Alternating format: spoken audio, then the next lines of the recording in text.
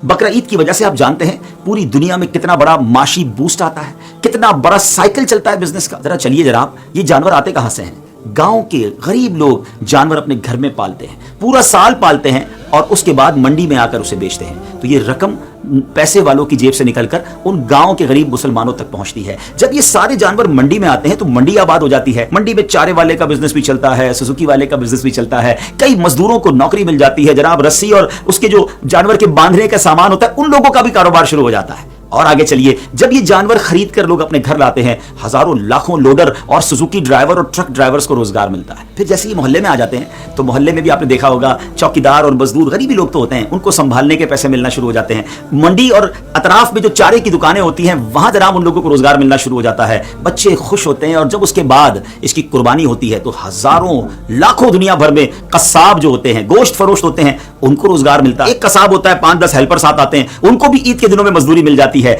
अब जनाब आगे चलिए, जब ये कुर्बानी हो जाती है तो गरीबों में गोश्त भी तकसीम होता है, गरीब रिश्तेदारों में तकसीम होता है। थोड़ा और आगे चलिए तो अब जो ये जानवरों की स्किन है, ये जो खाल है, ये चमड़ा मंडी में फरोख्त होती है, लेदर का बिजनेस शुरू हो जाता है, जूते बनते हैं, जैकेट बनते हैं, दुनिया भर में एक्सपोर्ट होता है। मुझे बताइए नाजरीन, कितने लाखों गरीबों का भला होता है कुर्बानी में, और अरबों नहीं, एक तहकीक के मुताबिक खरबों रुपए अमीर मुसलमानों की जेबों से निकलकर गरीब मुसलमानों तक पहुंच जाते हैं। इतना शानदार साइकिल है ये बिजनेस का, सुभान अल्लाह। अल्लाह रसूल के हुक्म पर अमल भी है, नेकियों का खजाना भी है और बिजनेस का इतना शानदार बूस्ट भी है।